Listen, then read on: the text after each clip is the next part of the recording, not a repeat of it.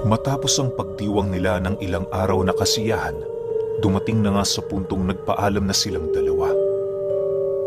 Sumapit na kasi ang nakatakdang araw kung saan kinakailangan na nilang bumalik sa kanilang lugar. Mahirap man yun para kay Tadag, wala siyang magagawa lalo pat marami din ang naghihintay sa kanilang pagbalik. Bago nila nilisan ng baryo, lahat ng gamit na maaari nilang mapakinabangan ay kanilang dinala. Kabilang sa mga ito ang ilang mga libreta, talandro at agimat na maaaring makatulong sa mga trabahador niya. Kumuha rin sila ng mga mahihiwagang sandata na makakatulong sa kanila pagdating sa oras ng gera. Bago lumubog ang araw noong mismong oras na yon, kasalukuyan na silang naglalakad pabalik sa kubong kanilang nilagusan. Sa pagdating nila sa loob ng silid nito, halos hindi niya maiwasang malungkot, gawa ng naniniwala siyang matagal-tagal na panahon na naman ang kanyang gugugulin bago niya muling masilayan ang baryo. Ayon sa pinuno ng mga antingero, 1,000 taon ang kinakailangan nilang hintayin bago sila muling pahintulutan na makabalik sa lugar. Bagaman 1 buwan ang 1 araw, nasisiguro niyang masyadong mahaba ang 1,000 taon ng paghihintay. Hindi niya din masisiguro kung madadatnan niya ba ang mga kakilala niyang buhay pa matapos ang 1,000 taon sa lugar na yon. Makalipas lamang ang ilang minutong pag-iisip, unti-unti na niyang nararamdaman ang paghugot ng kanyang wisyo sa kanyang katawan. Sa pagdilim ng kanyang paningin, tanging pasasalamat lang naman ang kanyang naiwan sa mga antingerong tumulong sa kanya upang mas lalo pang mapalalim ang kanyang kamalayan. Maya-maya pa, pagmulat ng kanyang mga mata, bumungad sa kanya ang dating silid na kanilang pinasok. Sa paglabas nila roon, napansin nila noong gabi na kung kaya't nagmamadali silang umalis sa lugar. Pagsilay nila sa kanilang mga kalabaw na nanginginain, agad naman nila yung pinakawalan at mabilis ang tinahak ang daan pabalik sa kanilang tahanan. Habang binabagtas nila ang daan sa gitna ng baryo, napansin nilang napakatahimik roon kahit hindi pa naman gaanong kalaliman ng gabi. Medyo nakakaramdam na din ng kakaibang simoy ng hangin itong si Tadag na parabang merong nagmamasid sa kanilang mga kinikilos. Pagdating nila sa isang bahay na nakabukas ang pinto, laking gulat na lamang nila nang makasilay sila doon ng 2 nilalang na nakatayo. Kitang-kita ni Tadag kung papaano lulunin ng isa sa mga ito ang kanyang kasama. Yung biktima gumagalaw pa, pero hindi yun sapat para tuluyan siyang makawala sa animoy malaahas na bunganga ng nilalang na yon. Sa pagpapatuloy ng kanilang pagmamasid, kitang-kita ni Tadag ang kawalan ng respeto ng nilalang na yon. Alam niyang nararamdaman na nito ang kanilang presensya pero hindi yun sapat para yon ay mabahala sa kinaroroonan nito. Maya-maya pa, nanlaki na lamang ang kanyang mga mata nang biglang kinagat ng nilalang na yon ang leeg ng biktima. Sa sobrang lakas ng pagkakasakmal nito, agad namang humiwalay ang leeg ng tao sa mismong katawan nito. Maniwala kayo o hindi, pagbagsak ng katawan nitong walang ulo, bigla pa yung tumayo at nagtangkang tumakbo. Marahil ay memorya lang yon ng katawan ng biktima ukol sa panganib na kinakaharap niya. Bagaman isang ordinaryong pangitain, nagbigay yon ng kilabot kay Tadag. Hindi naman siya natatakot pero pakiramdam niya isa yung nakakabahalang pangitain. Sa muling pagbagsak ng katawan ng biktima, doon nila nasilayan ang nilalang na dahan-dahang nagbabago ng anyo. Sa isang iglap, bumungad sa kanila ang isang makisig na lalaki na animoy hindi mo mapagkakamalang nilalang na nasa panig ng kaliwa. Habang nakatingin yun sa kanila, Nakangisi lang naman ito na parabang isang katuwatuwang bagay ang kanyang ginawa. "Anong tinitingin-tingin niyo dyan?" Seryosong tanong ng lalaki sa kanila. Matapos nitong makapagsalita, agad namang napansin nila ang unti-unting pagsibukasan ng mga bintana ng bawat bahay na naroon. Kahit napakadilim ng loob ng mga ito, hindi nila maipagkakaila ang mga demonyong nagkukubli sa lugar na yon. Bagaman nararamdaman na nila ang nalalapit na panganib, minabuti pa rin nilang manatili sa lugar na kanilang kinatatayuan. Si Tadag noon, kampanteng pinagmamasdan lang ang mga nilalang na yon na parabang wala itong kakayahan na siya ay saktan. Dahil sa kanilang mga naging asal, kung kaya't mas lalo pang umapoy sa galit ang mga nilalang na naroon. Makalipas pa ang ilang minuto, doon inilahad sa kanya ni Manong Kamat ang rason sa likod ng mga pangyayaring kanilang kinakaharap.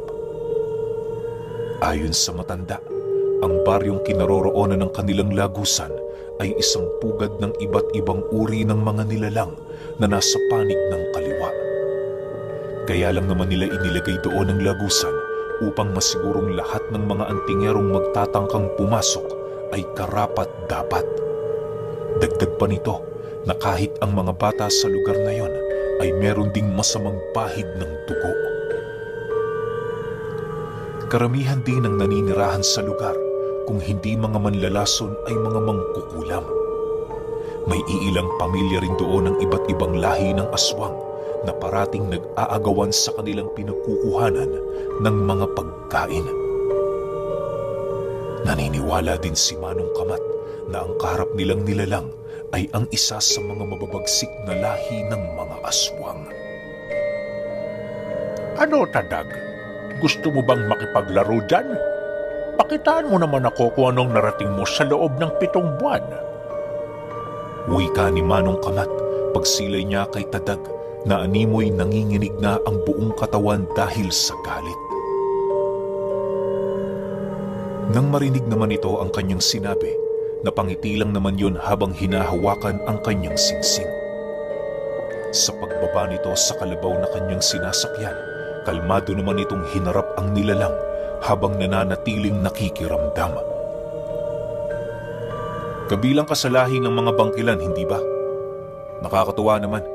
Sa tinagal-tagal na panahong pamamayagpag ng uri nyo, marami na kayong naiungkat na sikreto at pamamaraan kung papaano makipaglaban. Ilang henerasyon na ang dumaan, ilang libong tao na din ang inyong ninakawan ng buhay." Wika ni Tadag habang kampanteng naglalakad patungo sa kinaroroonan ng aswang.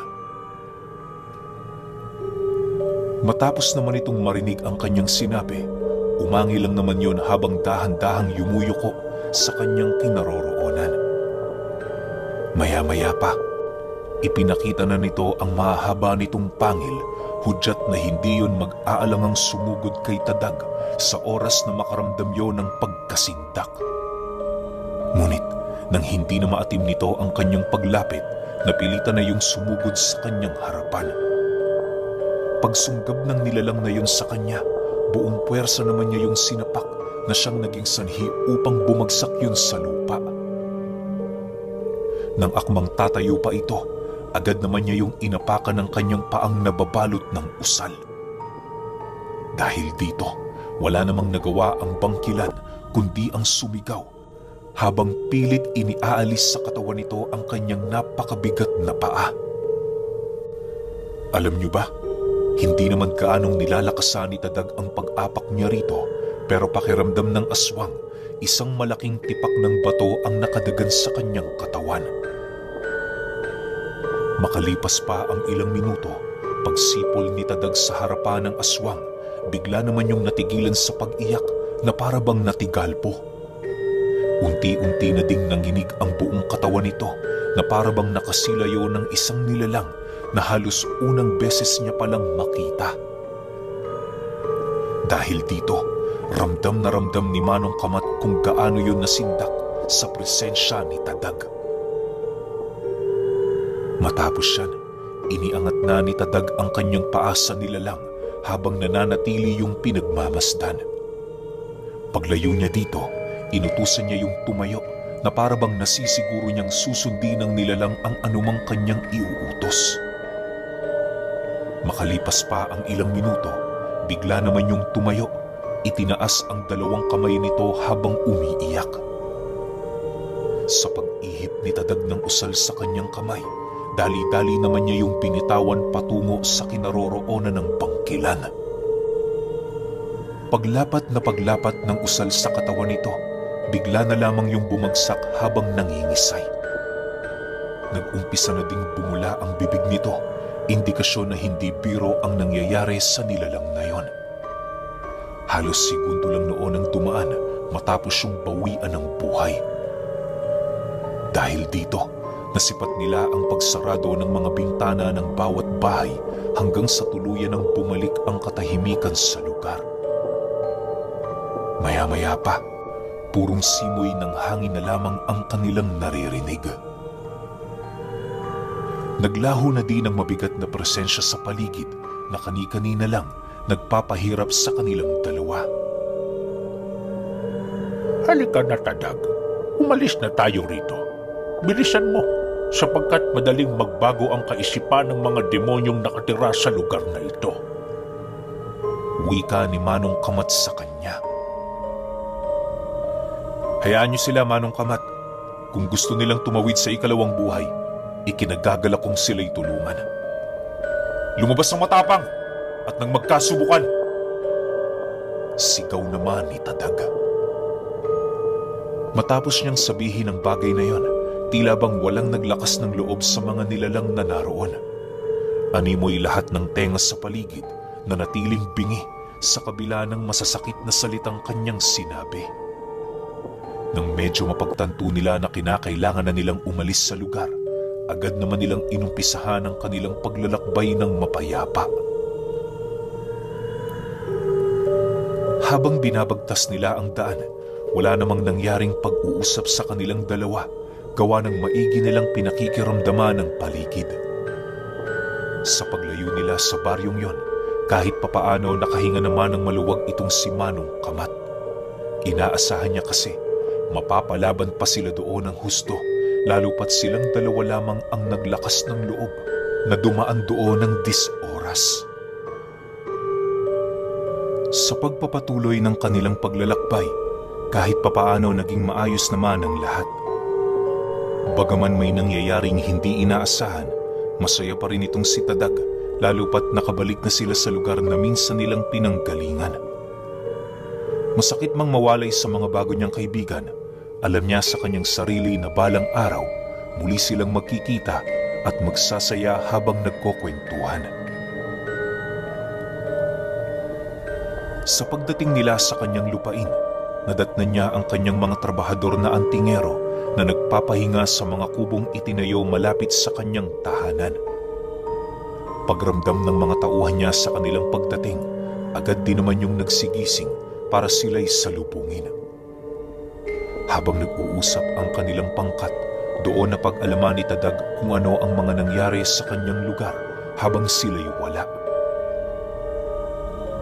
Nang mapagtanto niyang wala namang nangyaring kakaiba, minabuti na lamang niyang ipagpabukas ang pag-uusap nila.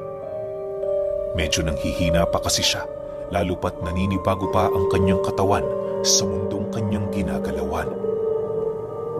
Halos inabot din siya noon ng 5 araw bago tuluyang bumalik sa normal ang kanyang pakiramdam. Bagaman nasa kamay na niya ang pamamahala, minabuti niya pa ring panatilihin ang binata. Para kay Tadag, isa na yung miyembro ng kanyang pamilya, lalo pat binubuo lang naman ang pamilyang itinuturing niya ng mga taong halos hindi niya kakilala mula pagkabata. Habang abala ang pangkat niya sa pagtatanim, pinili niyang mag-ikot sa kanyang lupain. Minabuti niya ring wag nang magpasama para naman kahit papaano magkaroon ng katahimikan ng sarili niya. Habang binabagtas niya ang daan, ramdam naman niya ang iilang pangkat ng mga tikbalang na patagong sumusunod sa kanya. Nang hindi na niya maatim ang ginagawa ng mga ito, minabuti niyang yon ay tawagin para kausapin. Sa paglitaw ng mga nilalang sa kanyang harapan, halos hindi naman yun makatingin, gawa ng nasisiguro nilang isang kasalanan ng kanilang pagsunod kay Tadag. Maya-maya pa, nang medyo kumalma na ang pakiramdam niya, tinanong niya ang mga ito kung bakit ginagawa nila ang bagay na yon. Matapos namang marinig ng tikbalang ang kanyang naging tanong, agad naman itong inilahad ang tungkol sa kakaibang presensya na matagal na nilang nararamdaman sa lugar. Ginoong Tadag, mag-iingat kayo sa lugar na ito. Noong mga nakaraang araw, may nakita kami ditong 3 sigbi na pagala-gala. Hinabol namin sila, pero pagdaan nila sa madilim na parte ng Kakawan, bigla na lamang silang naglaho. Batid naming tagapagmasid ang mga nilalang na yon. Sino man ang kanilang pinuno, sigurado kaming hindi yun pangkaraniwan. Pasensya ka na, nagpumilit kaming sumunod sa'yo, kahit wala namang kayong abiso. Wika ng isang anggitay. Nang marinig naman yon ni Tadag, labis naman siyang nagpasalamat sa pagmamalasakit ng mga nilalang sa kanya. Alam niyang alagad niya lamang ang mga ito, pero labis siyang nadadala sa ipinapakitang pagpapahalaga ng mga ito sa kanyang buhay. Upang masigurong hindi nga nagkakamali ang mga tikbalang, minabuti niyang pumasok sa looban ng Kakawan. Sa pagbagtas niya ng daan, hindi niya iniinda ang unti-unting pagdilim ng paligid. Kampante naman siya doong maglibot, gawa ng kahit papaano gamay na din niya ang bawat sulok nito. Lumipas pa ang isang oras, napakadilim na nga ng lugar. Yung mga tikbalang masyado nang malapit sa kanyang kinaroroonan upang magsilbi niyang bantay kung sakali mang merong panganib na bigla na lamang lumitaw sa daan. Maya-maya pa, nang masiguro na niyang ligtas ang lupain niya, minabuti na niyang umuwi para kitain ang kanyang mga kasama. Habang naglalakad siya pabalik sa kanyang bahay, naging maayos naman ang lahat. Halos wala sa isip noon ni Tadag ang anumang panganib sa paligid, gawa ng napakaganda ng simoy ng hangin. Subalit makalipas lamang ang ilang minuto, nang marating na niya ang palayan, doon bumungad sa kanya ang 2 lalaking hubot-hubad. Nang masipat niyang namumula ang mga mata nito, doon niya napagtanto na isa yung uri ng aswang. Pagramdam ni Tadag na magpapalit anyo na ang 2, mabilis na naman niya yung sinunggaban at walang kaabog-abog na ipinako sa lupa. Dahil sa bilis ng mga pangyayari, huli na nang malaman ng 2 lalaki na nagawa na pala silang mahuli ni Tadag. Sinubukan pang magpumiglas ng mga ito pero hindi sapat ang kani-kanilang mga lakas para makawala sa tali ng mga buhay na salita.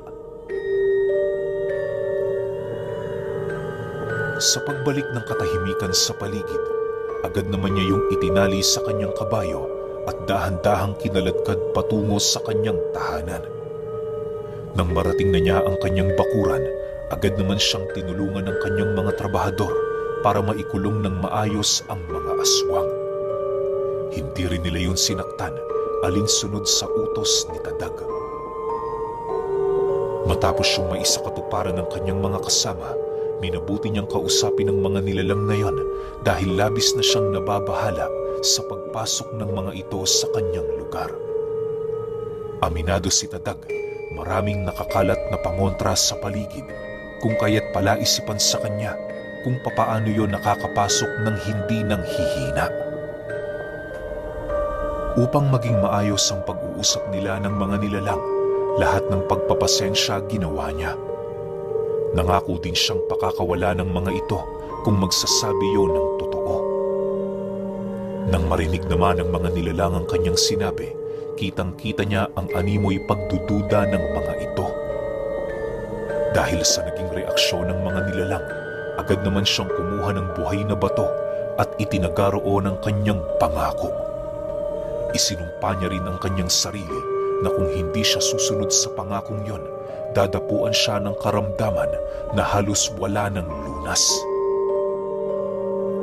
Alam ni Tadag na isang kahibangan ang ginawa niyang yon, pero nasisiguro niyang yun lamang ang paraan para malaman ang nasa likod ng mga pangyayari.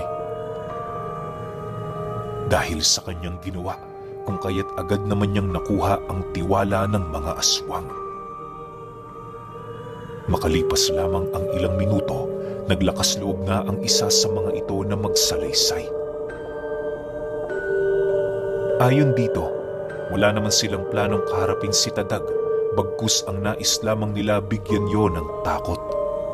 Nais nila doong ipadama na kahit nasa loob pa siya ng kanyang teritoryo, magagawa pa rin silang mapasok ng mga nilalang na nasa panig ng kaliwa. Dagdag pa nito, kilala niya kung sino ang nag-utos ng ganoong plano.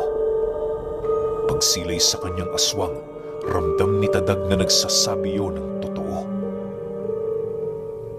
Sino? Tanong ni Tadag sa nilalang na yon. Sasabihin ko pero kailangan mo kong paniwalaan. Baliwala naman kung palalayain mo kami dito. Paglabas namin sa iyong teritoryo, lalapain lang naman nila kami. Magmula noong pumasok kami rito, patay na kami. Wala nang mabuting hinaharap ang naghihintay sa amin. Sagot naman sa kanya ng nilalang. Matapos naman yung marinig ng kasama nitong aswang, bigla din naman yung nag-uwi ka ng, Si Tiniente Gimo ang nag-utos sa amin. Nais kanyang takutin para maituon mo ang iyong wisyo sa amin. Habang abala ka sa pagtutuklas, dahan-dahan naman siyang gagawa ng paraan para kayo'y pabagsakin.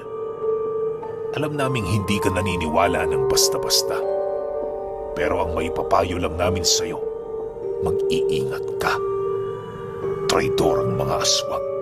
Kahit anong buti niyan sa'yo, darating ang panahon kapag nagkaroon niya ng pagkakataon, hindi yan mag-aalangan na ikaw ay tuklawin at pabagsakin.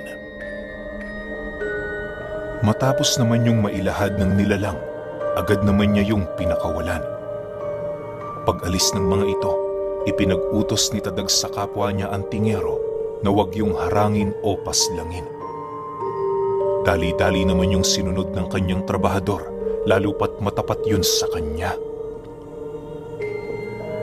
Habang naglalakad papalayo ang mga nilalang, nanatiling tulala lang naman itong si Tadag. Napakalalim ng kanyang iniisip. Hindi niya mawari kung bakit si Tiniente Gimo pa ang ahas sa pangkat niya. Masakit man yun, pero kinakailangan niyang ipagpatuloy ang kanyang buhay kahit wala naman ang grupo nito. Bagaman hindi niya pa napapatunayan ang alegasyon, nanatili lang namang kuro-kuro ang kwento. Para sa kanya, malaya pa rin yung pumasok sa lupain niya. Ang tanging naging lamat lamang ng pagsasama nila ay ang tiwala niyang buo na minsan na din niyang ibinigay sa mga ito. Para hindi na mas lalong kumalat pa ang tungkol sa kanyang mga nalaman, pansamantala pinili niya yung itago. Iniwasan niya din yung ibahagi sa kanyang mga tauhan, lalo pat paniguradong magagalit ang mga ito sa pangkat ni Tiniente Gimo. Ang labis niya pang ikinakabahala noon ay ang posibilidad na digmaan sa pagitan ng kanyang mga kaibigan. Sa paglipas ng mga araw, nanatili siyang naghihintay sa pangkat ni Tiniente Gimo. Pinadalhan niya na yon ng mensahe, pero tila bang hindi pa rin yun sumasagot sa kanyang pagtawag. Ang tanging inisip na lamang niya, maaaring abala lamang ito sa kanyang pamilya. Sa pagsapit ng araw ng Biyernes, habang gumagawa sila ng upuan kasama ang kanyang mga tauhan, doon niya nasilayan ang pangkat ni Tiniente Gimo na kampanting naglalakad papalapit sa kanyang bahay. Nang marating ng grupo nito ang lugar na kanilang kinaroroonan, nakangiting nagwika naman yun sa kanya ng, "Magandang hapon sa inyo, Ginoong Tadag. Pasensya ka na, hindi ka agad ako nakasagot sa inyong pagtawag.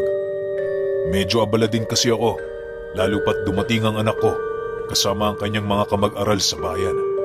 Hindi ko sila maaaring iwan, Lalo pat, wala namang kaming kamag-anak roon na makakatuwang sa kanilang pangangailangan. Dahil sa sinabi nito, napatangulang naman itong si Tadag habang pinagmamasdan ang mukha ng kanyang kaibigan. Kahit nakakaramdam na siya noon ng galit sa kanyang katawan, minabuti niya pa rin kumalma alang-alang sa mga taong nakapaligid sa kanila. Makalipas pa ang ilang minuto, pinaupo niya yon at inabutan ng merienda. "Kumain ka na muna. Alam kong pagod ka," wika ni Tadag kay Tiniente Gimo.